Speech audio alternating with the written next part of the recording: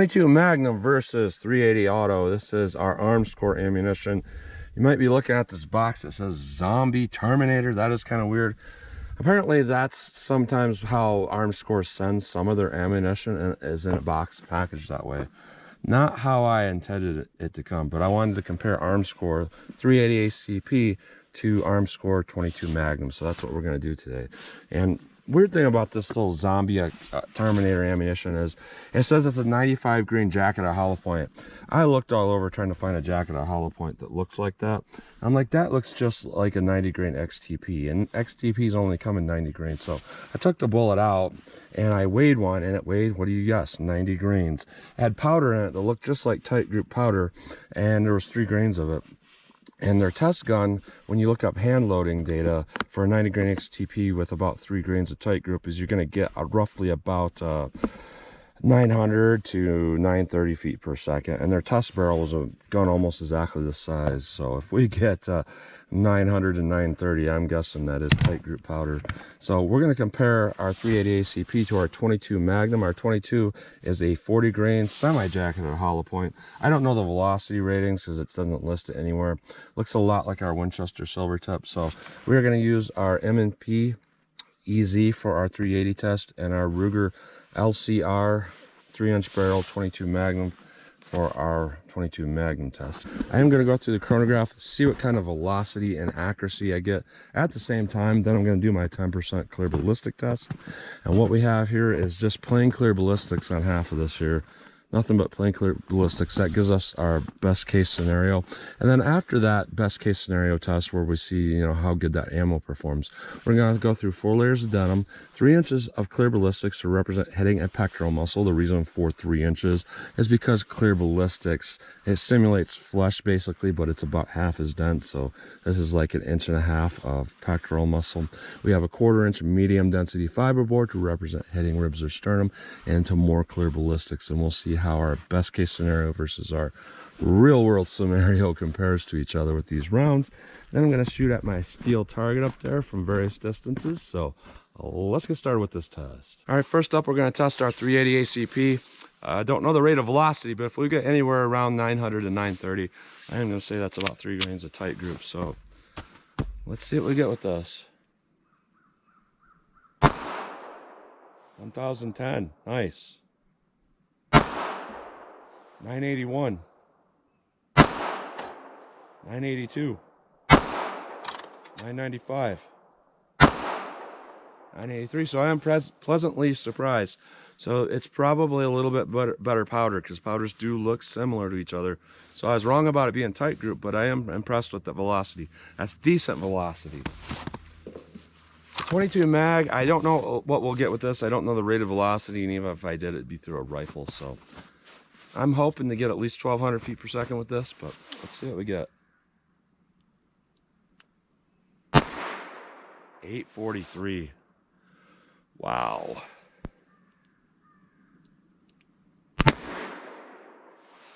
1042.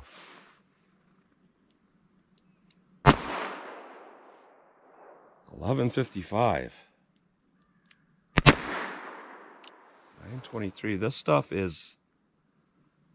there's like a delayed fire. 754.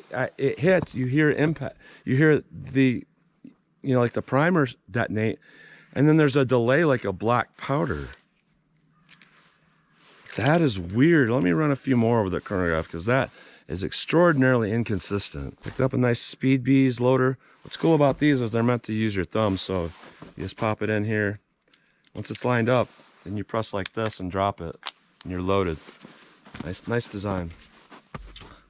All right, let me keep going with this.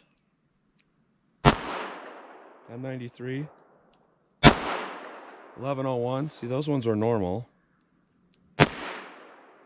509, and you can hear from that powder that wasn't right.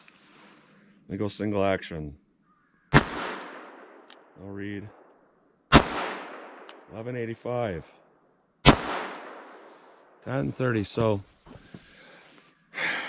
I'm going to average just the ones over 1,000 feet per second and say that's what it is when it's actually working. But man, that is some janky ammo. I have not seen anything that bad before. Let's hit our ballistics gel block. I'm gonna have to listen for these rounds to see which ones sound loud. Then we'll know it had a fair chance. Let's see what we get with these. All right, 380 ACP, our best case scenario, plain gel. Let's see what this does. All right. It's our 22 Magnum now. Hope for the best. That sounds like a good powerful round, so let's take a look at that.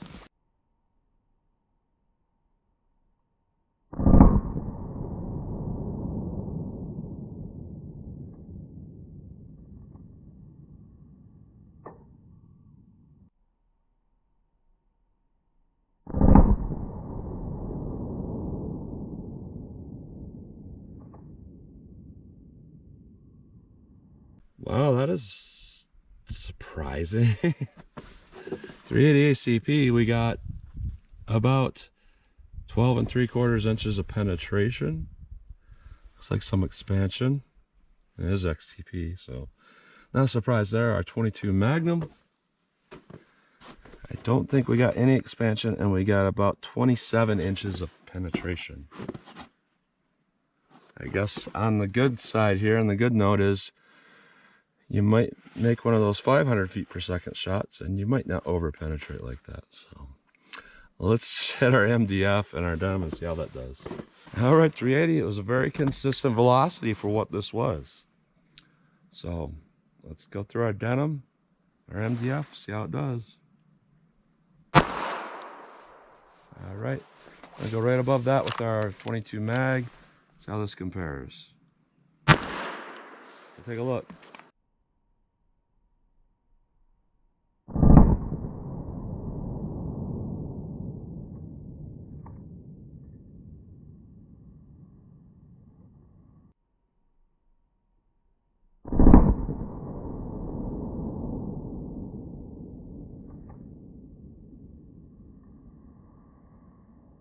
All right, so with our 380 ACP, we got a penetration of 17 inches. I don't see any indication of expansion, but we have really good damage.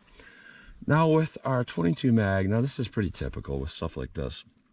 A lot of times when you get a round that doesn't necessarily perform that well, once we had our rib simulation, because it's a semi-jacketed, it will kind of crush the nose and penetrate less. And what we're looking at is about 14.5 inches. So as far as penetration goes, both of these are acceptable. They just, didn't expand. So I have no confidence in these rounds, so I'm not even gonna shoot from close up. I'm gonna back it up to 75 yards because at this point I don't care. I'm not gonna recommend these rounds just because of the 22 mag. So let me do that. All right, 75 yards from the target.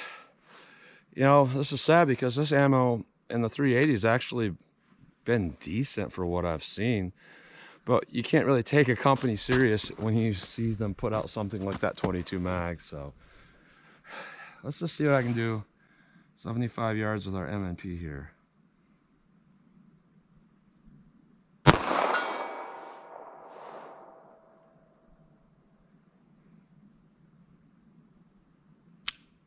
I was so thrown off by this performance, I left my magazine back with my gear, so I'm gonna keep going with this.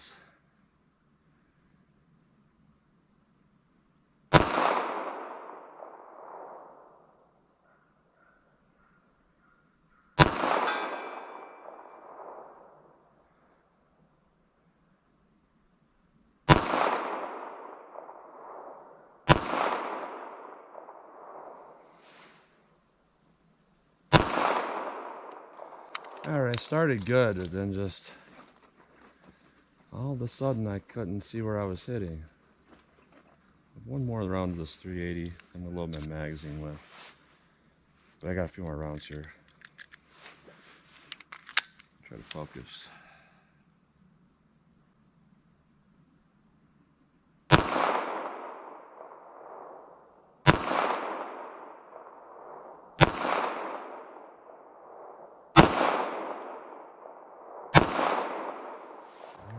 Felt like I had solid holds on that gun and those sights.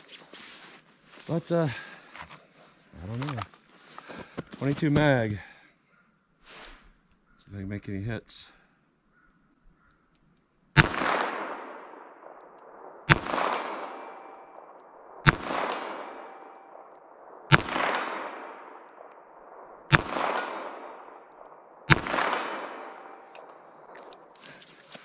It's interesting. It's like, in that string there, we had several that sounded like they're about, you know, normal velocity, maybe 1100 feet per second. And then you hear one that would just jump up to a higher power level.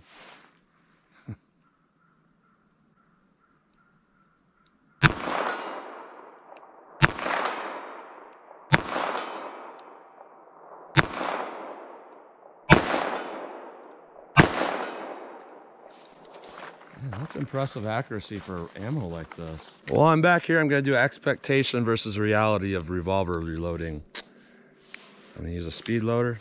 I'm going to show how quick they can be. First, I'm going to show what a lot of people's perception is of reloading a revolver. It's this.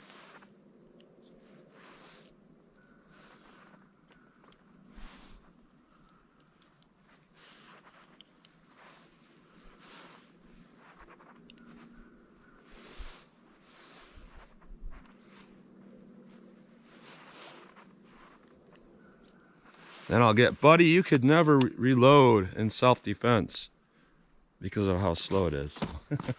Let me reload with the speed loader next time here. So let me keep going for accuracy.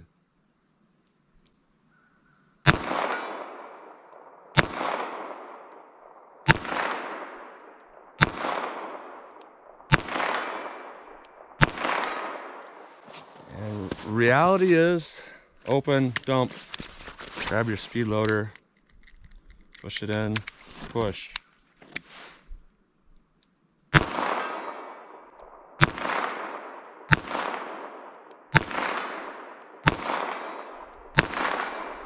I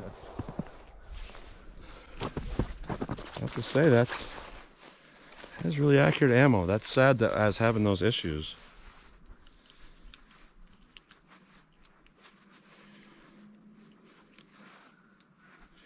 And I'm reloading one at a time now, a lot quicker than I'm supposed to be able to.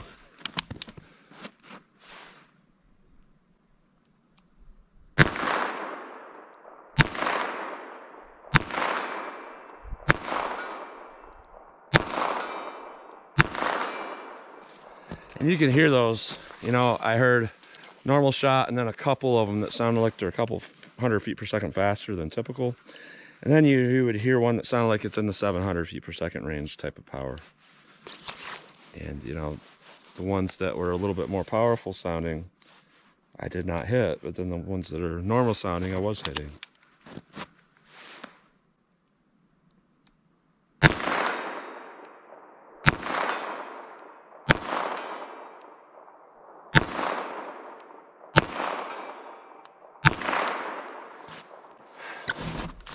I don't know if you can hear that or not, but yeah, we had the same thing going on where it's like really powerful and then really weak. So I'm out of ammo.